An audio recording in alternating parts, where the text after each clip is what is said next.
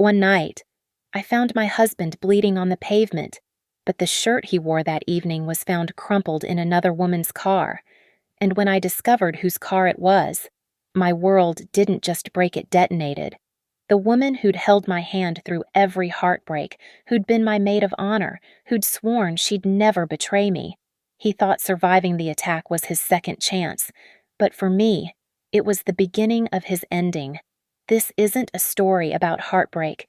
It's about a woman who turned betrayal into a masterpiece of revenge and left everyone speechless. My name is Brooke Dawson, and at 34, I thought I had built the life everyone dreams about. Our colonial house in Maple Ridge, Pennsylvania, stood proud on Sycamore Lane with its white picket fence and blooming hydrangeas that I'd planted myself 3 springs ago.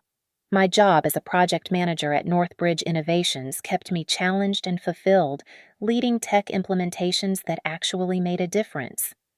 But the real centerpiece of my carefully constructed world was Ethan, my husband of 7 years, the man who still left me notes on the bathroom mirror and brought me lavender lattes every Friday morning without fail. That October evening started like hundreds before it. I was in our kitchen, the one we'd renovated together last year, stirring a pot of Ethan's favorite beef bourguignon.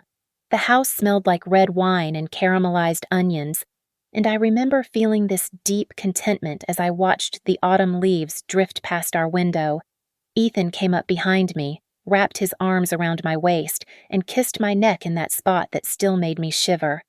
"Smells incredible, babe," he murmured against my skin. "But I'm going to have to take a rain check." I turned in his arms, wooden spoon still in hand. "The game." "Yeah, the guys are already at Murphy's. You know how Tom gets if we miss kickoff."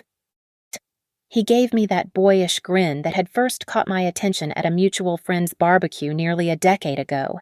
6'2", with dark hair that had just started showing distinguished silver at the temples. Ethan had this way of making you feel like you were the only person in the room when he looked at you. "Go!" I laughed, pushing him away playfully. "I'll save you a bowl for when you stumble in later." He grabbed his Eagles jersey from the hall closet, the lucky one from the Super Bowl season, and his keys from the ceramic bowl we'd bought on our honeymoon in Santorini. Another kiss. This one quick but tender on my forehead, and he was gone. The sound of his BMW pulling out of our driveway was so routine, so ordinary, that I didn't even look up from my stirring. I ate alone while watching a documentary about the Amalfi Coast, planning our anniversary trip for next spring. I cleaned the kitchen, paid some bills online, and was just settling into bed with a book when my phone rang at 11:43 p.m. The number was local but unfamiliar. Mrs. Dawson. The voice was professional, clipped. "This is Officer Martinez with the Maple Ridge Police Department. Your husband has been involved in an incident." The words didn't compute at first. I sat up, the book sliding off my lap. "An incident. He's been assaulted, ma'am. He's at Presbyterian Medical Center. He's stable, but you should come." The drive to the hospital was a blur of red lights ignored and prayers whispered to a God I hadn't spoken to since my mother's funeral. My hands shook on the steering wheel, and I remember the absurd thought that I should have changed out of my pajama pants.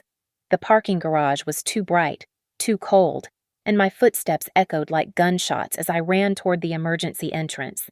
But Officer Martinez hadn't told me everything. As I rushed toward the nurse's station, my voice high and frantic asking for Ethan Dawson, I noticed another uniformed officer standing outside one of the trauma rooms. Through the small window, I could see Ethan on a gurney, his face swollen, a bandage around his head. Relief flooded through me. He was conscious, talking to a nurse. Then I saw her, in the bed next to his, separated by only a thin curtain that had been pulled back, was Harper Walker. My Harper, the woman who'd held my hair back in college when I got food poisoning, who'd ugly cried at my wedding, who just last week had been sitting in my kitchen, drinking my wine, and complaining about the lack of decent men in this town. She had a cut on her cheek and her wrist was in a splint. She was wearing a dress I'd never seen before, tight, black, the kind of thing she used to mock when we'd people watch at restaurants. and she was looking at my husband with an expression I'd seen before, just never directed at him. Fear mixed with something else, something intimate, something that made my stomach drop through the floor. The moment stretched like taffy, sticky and impossible. A nurse brushed past me, breaking the spell, and both their heads turned. Ethan's face went white beneath the bruises. Harper's mouth opened, then closed, like a fish gasping for air. I stood in that doorway, my body frozen while my mind raced ahead, connecting dots I'd been too blind or too trusting to see. The late meetings, the new cologne, Harper's sudden busy schedule, the way they'd both laughed a little too quickly at each other's jokes at our 4th of July party. Something inside me shifted in that moment, like tectonic plates grinding against each other before an earthquake. I felt it physically, a cold spreading from my chest outward, freezing every soft, trusting part of me. I didn't scream. I didn't cry. I just stood there, memorizing this moment when my world revealed itself to be built on quicksand, and I began planning how I would burn it all down. The silence in that hospital room was deafening. I could hear the fluorescent lights humming, the distant beep of monitors, the squeak of a gurney being wheeled down the hall. Everything was too sharp, too clear, like the world had suddenly come into a focus I'd never wanted to see. "Brooke." Ethan's voice cracked on my name. He tried to sit up, winced, and fell back against the pillows. "It's not don't." The word came out of me like ice cracking on a frozen lake. I stepped into the room, my sneakers silent on the linoleum. "Just don't." Harper was crying now, mascara running in dark rivers down her cheeks. The same mascara I'd helped her pick out at Sephora last month when she said she needed something waterproof for her company's annual gala. "Brooke, please, I'm so sorry." "It just happened. It just happened." I turned to her, and something in my expression made her shrink back. "Like you just happened to be in the same place, like you just happened to be wearing that dress, like his shirt just happened to be in your car." The officer who'd been standing outside cleared his throat. "Ma'am, we found your husband's shirt in Ms. Walker's vehicle when we were documenting the scene. We assumed they were together when the assault occurred." Together. Such a simple word for such a complete destruction. "How long?" My voice was steady, clinical, like I was asking about the weather. "How long have you been fucking my husband?" Ethan flinched at the profanity. I never swore. Good girls from good families didn't use such language. My mother had always said. But I wasn't feeling like a good girl anymore. 3 months, Harper whispered, and I watched Ethan's face contort with something anger that she'd admitted it so easily, or shame that it had been that long. 3 months, 12 weeks, 90 days of lies. While I was planning our anniversary trip, while I was making his favorite dinners, while I was defending him to my sister when she said he seemed distant at our father's birthday party. "The conference," I said, the pieces clicking into place with sickening clarity. "The one in Boston that you both just happened to be at?" Neither of them answered, but they didn't need to. I remembered now how Harper had texted me pictures from the harbor, how Ethan had called to say goodnight but seemed rushed. They'd probably been in the same hotel room, laughing at my naivety. "We were going to tell you," Ethan said, and I actually laughed. It was a sound I'd never made before, sharp and bitter as burnt coffee. "When, after the holidays, after our anniversary, after you'd figured out how to divide up our friends like furniture in a divorce, we never meant Harper started, but I held up my hand. You never meant to get caught. You never meant to get jumped in some parking lot while you were sneaking around. You never meant for me to find out like this." A doctor came in then, clipboard in hand, pausing when he felt the tension in the room. "Mrs. Dawson, I'm Dr. Rodriguez. Your husband has a mild concussion and some bruised ribs, but he'll be fine. He can go home tonight with supervision." Home. The word was laughable now. "He won't be coming home with me," I said, my voice calm and clear. "Perhaps Ms.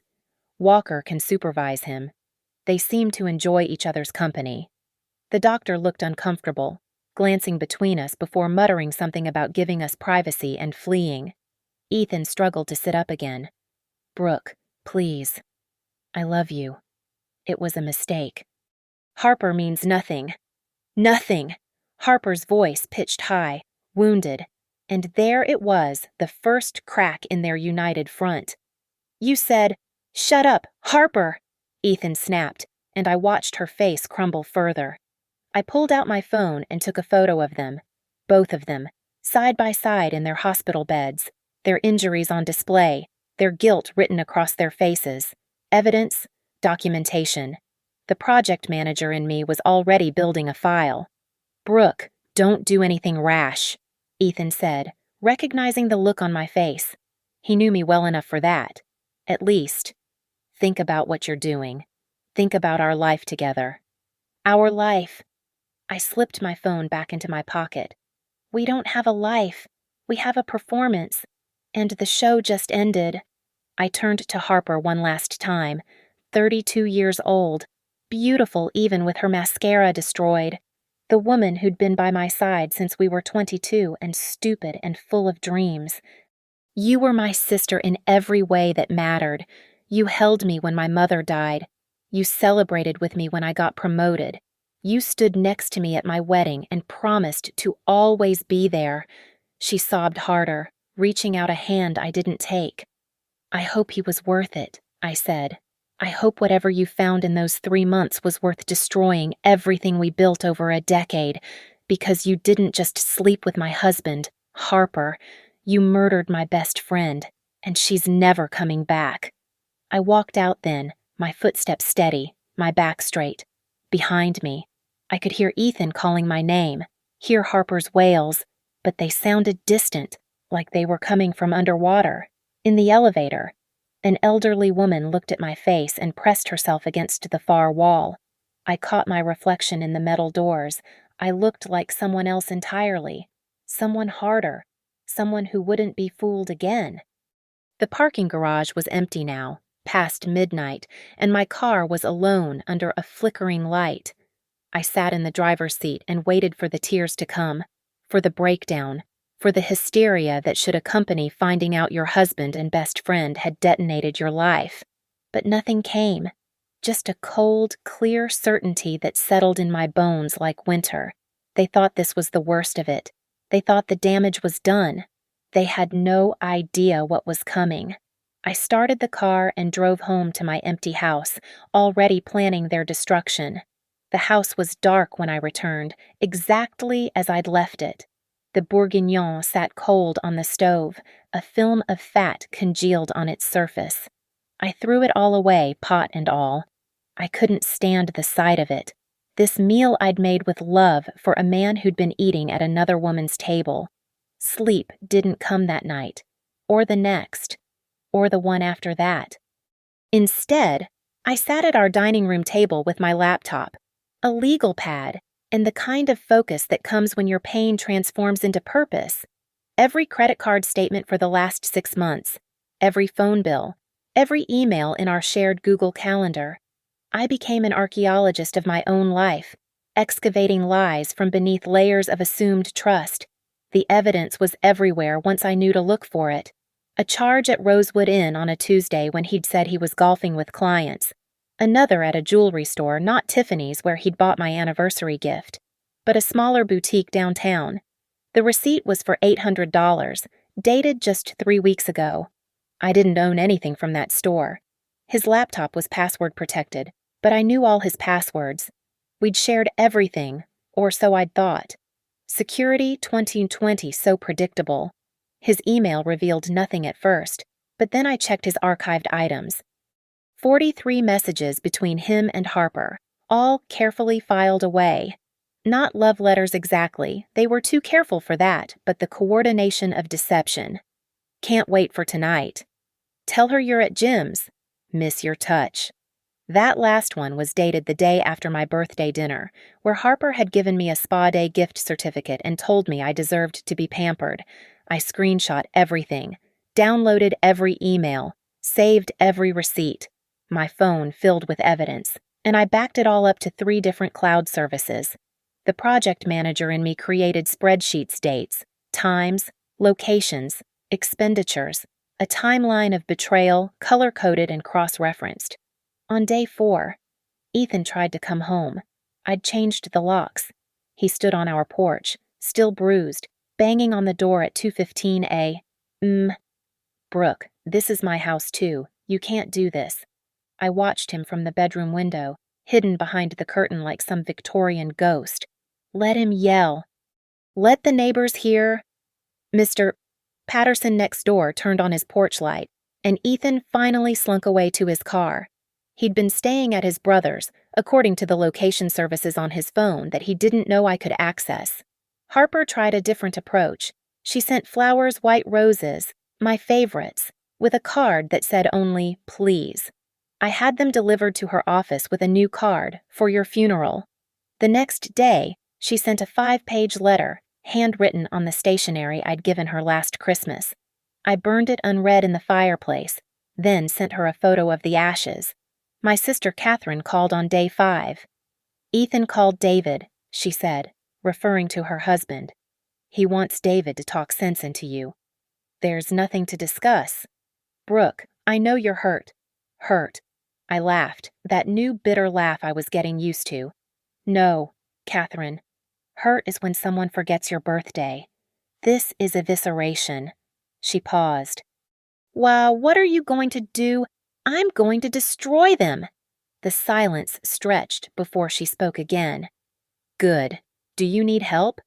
That's when I knew I had at least one ally. Catherine had never liked Harper, had always said something about her seemed off. I should have listened. By the end of the first week, I'd found more. Harper's Instagram, which she thought I didn't know about her professional account that was actually her Ethan account. Pictures of weekend trips I thought he'd taken for business. Her hand on his chest, photographed to hide their faces but showing her distinctive rose gold watch, the one I'd helped her pick out. Sunset photos from the beach at Cape May when he'd supposedly been at a conference in Philadelphia. The most damaging discovery came from our shared iCloud.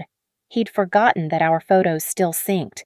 There, in a hidden album he probably didn't know was backing up, were pictures of them. Nothing explicit, they were too smart for that, but intimate. Her head on his shoulder, him kissing her forehead, a selfie in bed, sheets pulled up to their chins, both grinning like teenagers who'd gotten away with something. That one was dated a week after our 7th anniversary, when he'd made love to me and told me I was the only woman he'd ever truly loved. I printed that photo and several others at CVS at 3 a.m. when I knew no one would be there. The teenage clerk didn't look up from his phone. I paid cash and took my evidence home, adding it to my growing file. Physical copies felt more real somehow, more permanent than digital files that could be deleted. By now, Ethan had hired a lawyer who sent me a formal letter requesting mediation. I ignored it. Harper had tried to show up at my office, but I'd warned security, and she'd been escorted out. Several mutual friends had reached out, clearly fishing for gossip. I told them nothing. Let them wonder. Let them choose sides based on speculation. No, I had bigger plans than petty social warfare. I wanted something that would echo, something that would follow them like a shadow for the rest of their lives. They'd taken my trust and weaponized it against me. Now I would show them what happened when you armed your victim with rage and gave her nothing left to lose. On day 8, I made my first phone call. Hello, Mrs. Walker. This is Brooke Dawson. I think you should know what your daughter has been doing. The silence on the other end was deafening. Then, in a voice tight with dread, tell me everything. 2 weeks after the hospital incident, I made my move. The phone call was calculated, my voice warm honey over broken glass. Harper, it's me. The sharp intake of breath on the other end was satisfying. Brooke, oh my God. Brooke, please. Stop. I kept my tone gentle, even understanding. I've been doing a lot of thinking, and you're right. We need to talk. All 3 of us. You mean you'd be willing to— I'm willing to hear you both out, to try to understand, maybe even to forgive. The lie rolled off my tongue like silk. After all, Harper, you've been my best friend for over a decade. And Ethan, well, 7 years of marriage has to count for something. She was crying now, those hiccuping sobs I'd comforted so many times before. I never meant for this to happen. It just, I know. I soothed. Love makes us do terrible things. I understand that now. You do? I've had time to reflect, to see the signs I missed. Maybe I pushed him away. Maybe I wasn't the wife he needed. Every word was poison wrapped in sugar. I want to have a civilized discussion about how we move forward, all of us. Ethan will be so relieved. He's been a mess. Brooke, he loves you so much. I'm sure he does, I said, my free hand clenched so tight my nails drew blood from my palm. How about dinner this Saturday? Our house well, my house. 7 o'clock. Are you sure? Wouldn't somewhere public be better? No, Harper. If we're going to heal, really heal, it needs to be somewhere that matters, somewhere that holds our history. Besides, I'm thinking of inviting a few others. Others. Our families. A few close friends. The people who love us and want what's best for us. I think having support there will help us all stay civil and focused on resolution. She paused, and I could practically hear her mind working. That's really mature of you. Brooke, I'm trying to be. So, Saturday, you'll convince Ethan? Yes, absolutely. And Brooke, thank you. Thank you for being willing to try. I hung up and immediately called my sister Catherine. It's happening. Saturday. Do you need me to bring anything? Just your husband and your camera phone. Make sure it's fully charged. Next, I called Ethan's mother, Linda. We'd always had a complicated relationship. She thought no woman was good enough for her baby boy, but she valued appearances above all else. Linda, I'm having a dinner party this Saturday to discuss Ethan's and my future. I'd love for you and Robert to be there. Oh, her voice was cautious. Ethan mentioned you've been unreasonable. I've been hurt, but I'm ready to be reasonable now. In fact, I think Harper will be there too. You remember Harper, don't you? My best friend. Yes, lovely girl. Always thought she'd make someone a wonderful wife.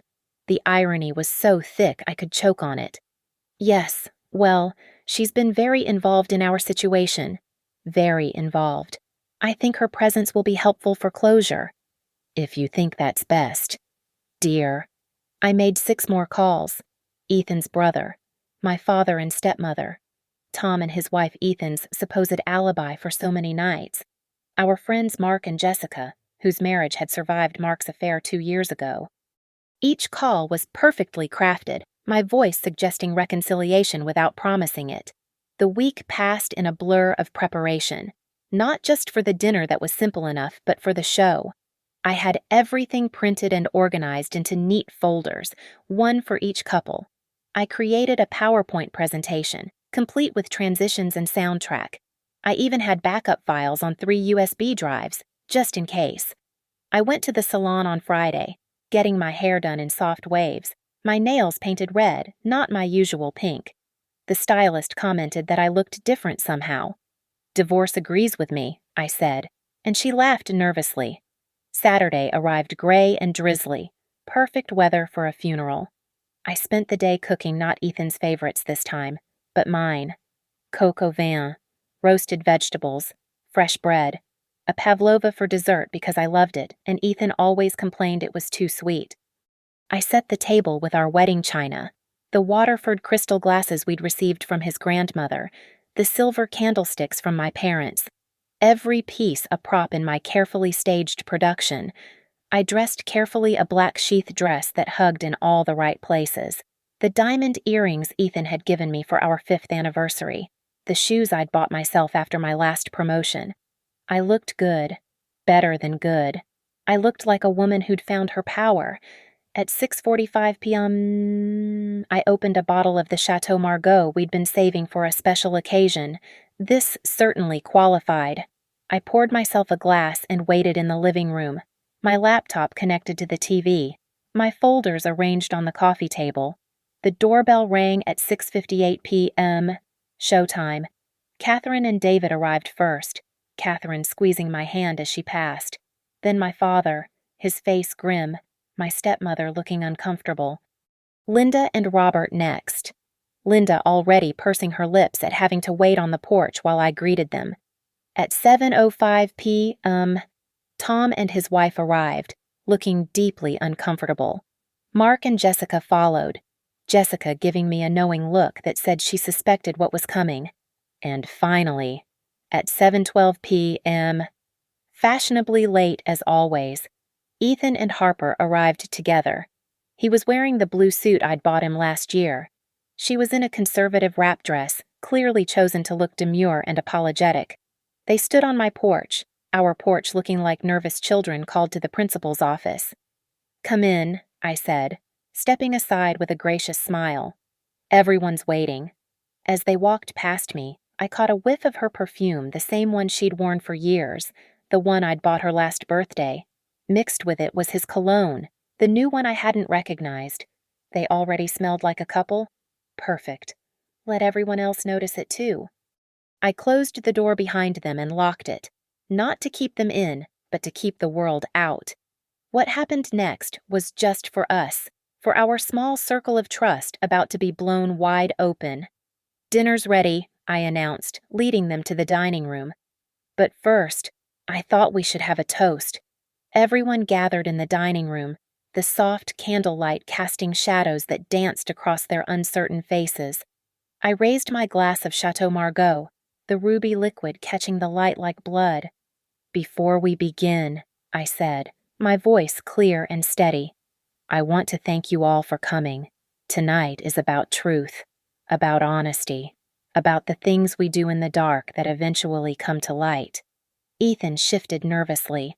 Harper's hand twitched toward his, then pulled back, remembering they had an audience. "To honesty," I said, raising my glass higher. "May we all have the courage to face it." Everyone drank, some more reluctantly than others. Linda was already frowning, sensing something off in the atmosphere. My father's jaw was clenched, a muscle ticking he knew his daughter well enough to recognize when I was hunting. "Please, sit," I said, gesturing to the carefully arranged place cards. I'd put Ethan and Harper next to each other, directly across from me. "Dinner will wait just a moment. I have something to share first." I walked to the living room and returned with the folders, placing one in front of each couple. "Don't open them yet," I said, moving to the TV I'd positioned at the head of the table. "I've prepared a small presentation. Think of it as a chronicle of love." "Brooke," Ethan started, his voice warning. "What is this?" "Patience, darling," I said, the endearment sharp as a blade. "You were always telling me to be more spontaneous. Consider this my surprise." I clicked the remote, and the screen came to life. The first slide was our wedding photo, Ethan and me, radiant. Harper beside me in her maid of honor dress, beaming. "7 years ago," I began, "I married the love of my life, or so I thought. And beside me stood my best friend, the woman I'd trust with anything, my secrets, my dreams, my husband, apparently." The room went still. Linda gasped. My father's knuckles went white on his wine glass. The next slide, a screenshot of the credit card charge at Rosewood Inn. "3 months ago, my husband discovered the inn had excellent Tuesday afternoon rates. Strange, since his golf club is 40 miles in the opposite direction." Click. The receipt from the jewelry store. $800 for a bracelet I've never seen. But I bet if Harper rolled up her sleeves, we'd solve that mystery. Harper's face had gone pale. She was wearing long sleeves, but the tell was in how her hand moved protectively to her wrist. Click. Their first email exchange, blown up for everyone to read, "Can't stop thinking about last night." "No, please," Harper whispered. Click. Another email. "Tell her you're at Jim's. I need you tonight." Tom's wife turned to him with murder in her eyes. "You knew you covered for them." Click. The Instagram photos from Cape May, Harper's distinctive watch visible, the sunset romantic. A conference in Philadelphia, I said conversationally.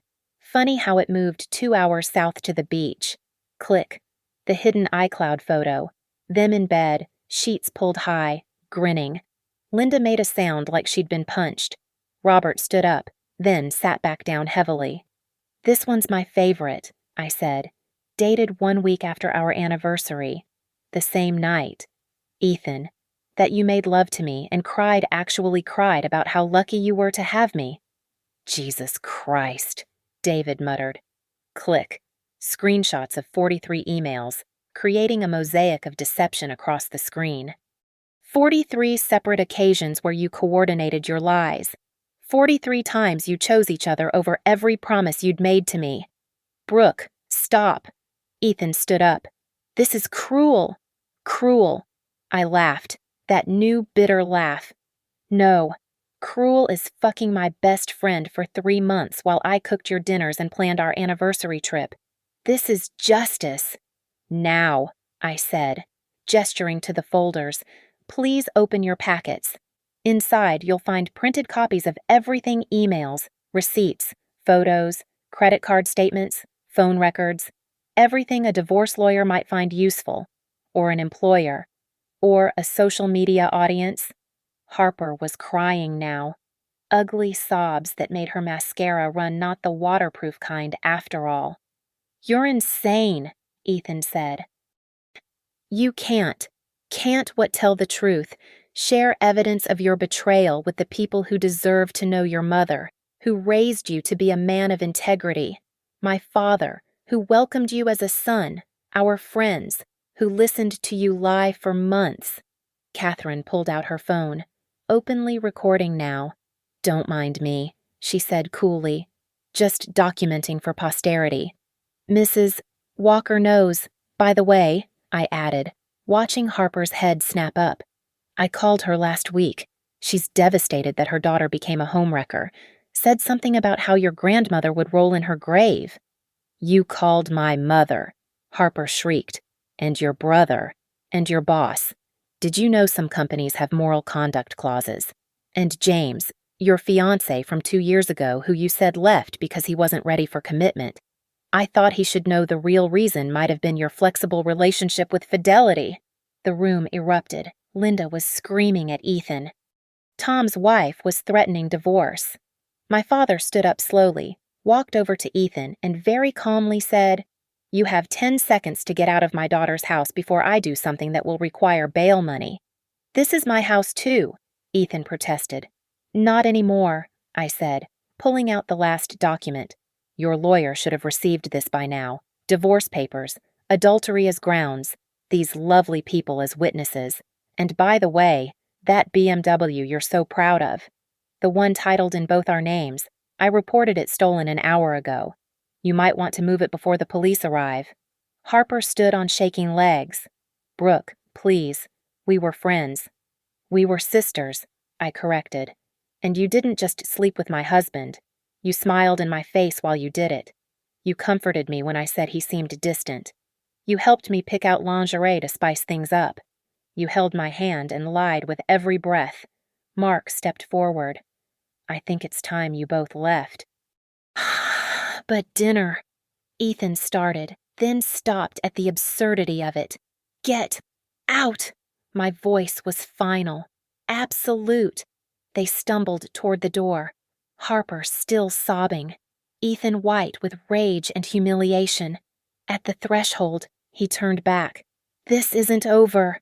You're right, I said.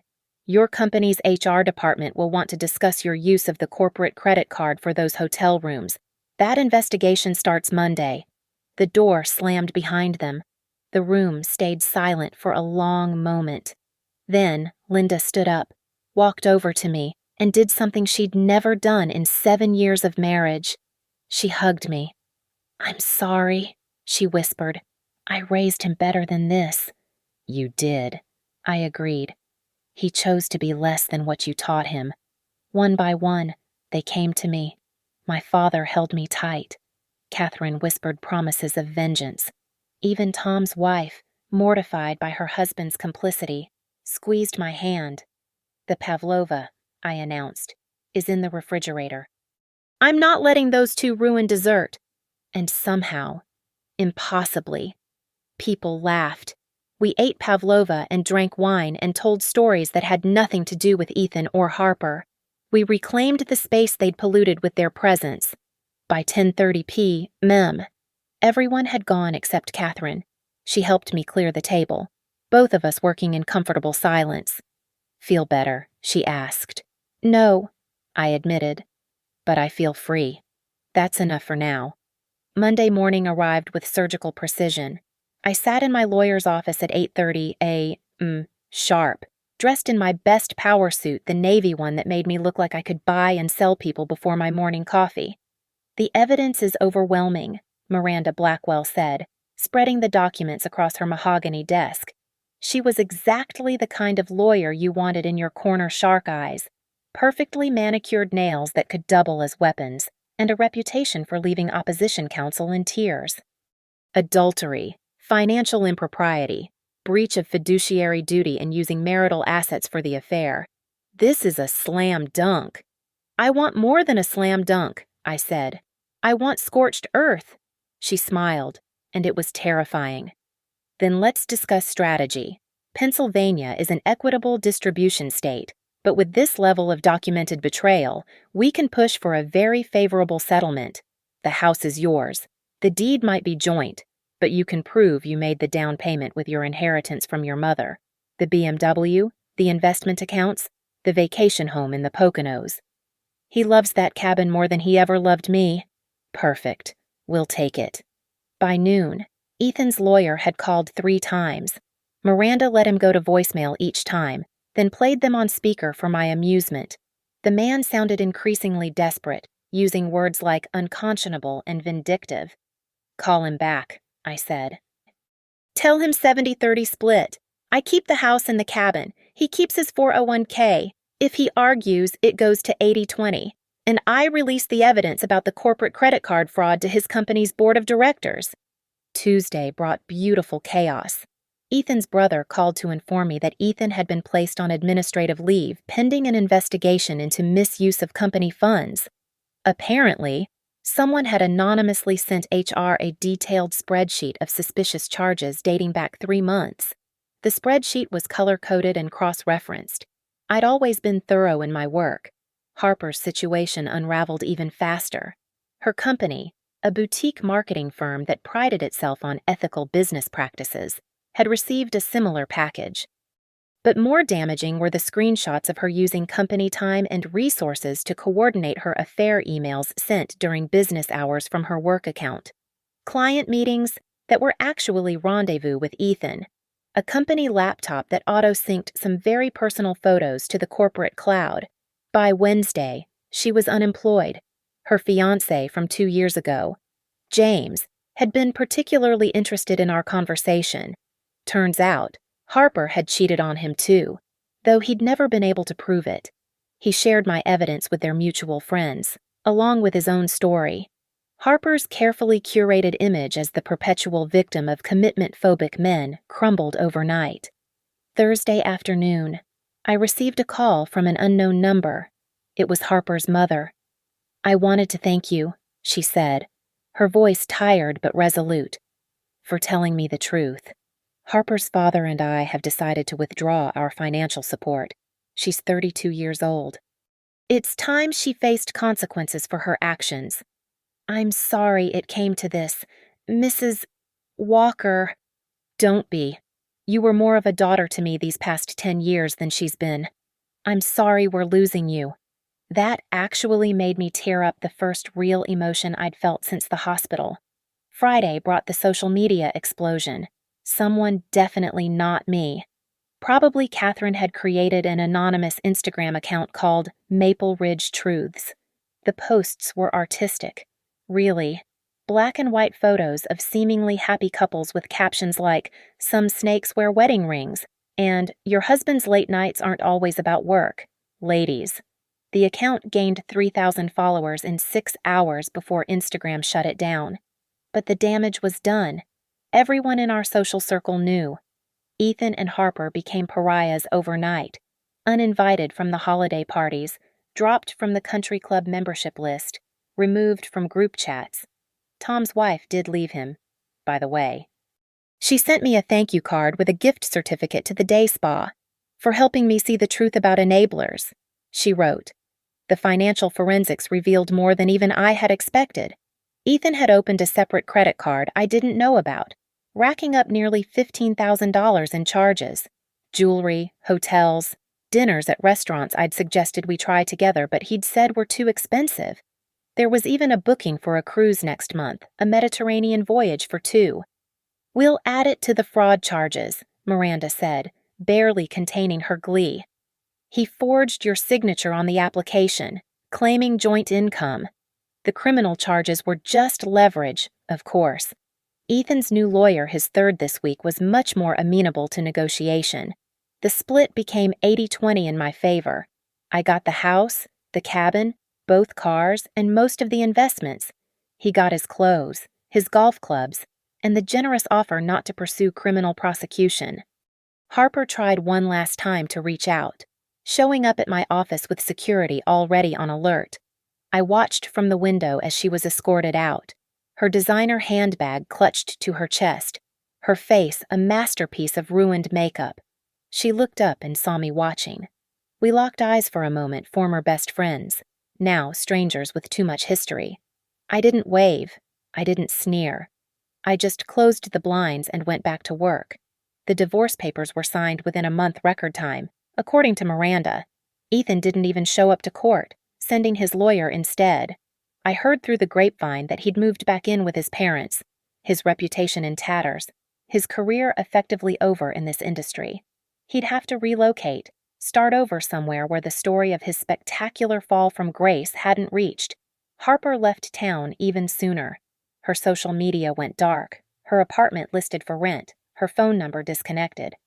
Someone said they saw her at the airport with 2 suitcases and a one-way ticket to Seattle, running to the only place where nobody knew her shame. The house felt different with all of Ethan's things gone.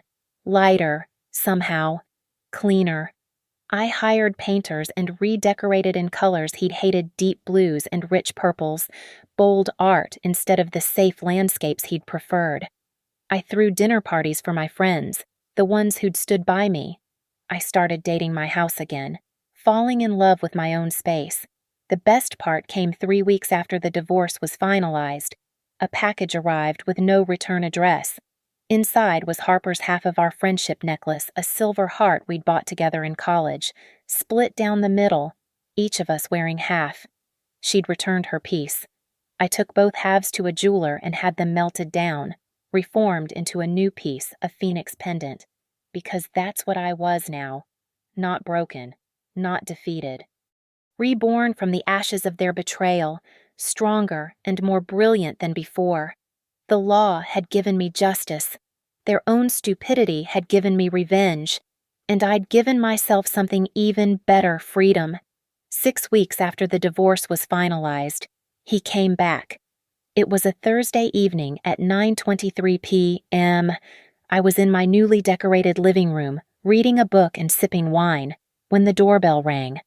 Through the peephole, I saw Ethan thinner, unshaven, wearing a wrinkled shirt that had clearly been slept in. I considered not answering, but something in me wanted to see this final act, wanted to witness what remained of the man I'd once promised to love forever. I opened the door but didn't invite him in. The November air was sharp between us. Brooke. His voice was hoarse, broken. Please, I need to talk to you. No, you don't.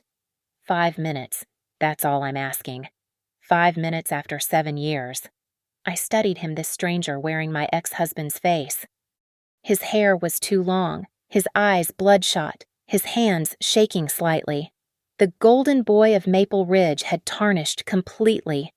You have until I finish this glass of wine, I said, holding up my half-full glass. I didn't move from the doorway, didn't offer him the dignity of coming inside. I've lost everything, he began, and I almost laughed at the predictability of it. My job is gone. My reputation is destroyed. My parents barely look at me. I'm living in a studio apartment above a pizza place, working freelance consulting jobs that barely cover rent. I took a sip of wine, said nothing. Harper left. Did you know that just disappeared without a word? I tried calling her, texting her. Nothing. She blocked me on everything. His laugh was bitter. I destroyed my marriage for someone who abandoned me the moment things got difficult. Another sip. The wine was excellent, a Barolo I'd bought with the money from selling his precious golf clubs. I know you hate me, he continued, tears starting to form in his eyes. I hate myself. Every morning I wake up and remember what I had, what I threw away for. For what 3 months of sneaking around, 3 months of cheap motel rooms and lies. Rosewood Inn isn't cheap, I observed coolly. $800 a night, according to the credit card statements. He flinched. I was an idiot, a complete, selfish idiot. And I know God, I know there's no excuse for what I did. But Brooke, we had 7 years. 7 good years before I ruined everything. Doesn't that count for something? It counted for everything. I said, that's why this hurts so much. Then please, do you know what the worst part was? I interrupted. It wasn't the affair. It wasn't even that it was with Harper. It was the gaslighting. The way you made me feel crazy for sensing something was wrong. The way you'd kiss me goodnight after being with her. The way you'd listen to me worry about our marriage and assure me everything was fine while actively destroying it. He was crying now, ugly sobs that would have moved me once. I want to fix this. I'll do anything.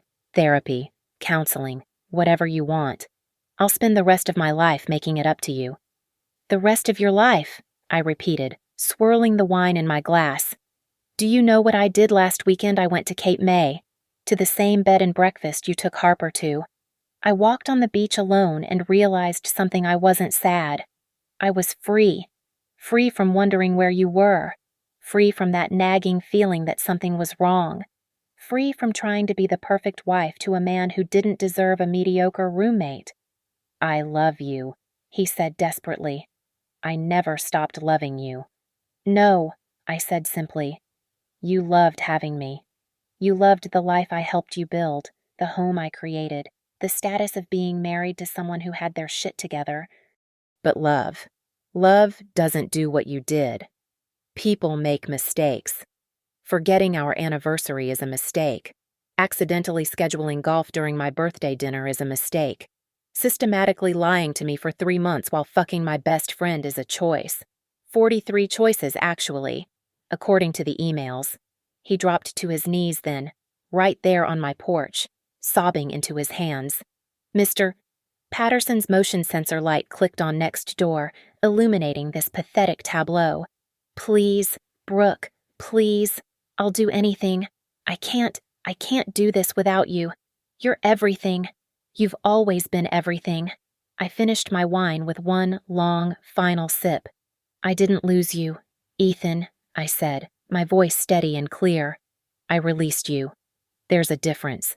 Losing something implies it had value worth keeping. Releasing something means recognizing it was toxic and choosing to let it poison someone else. I'm not toxic. I made a mistake. You're right. You did make a mistake. I set my empty glass on the entry table.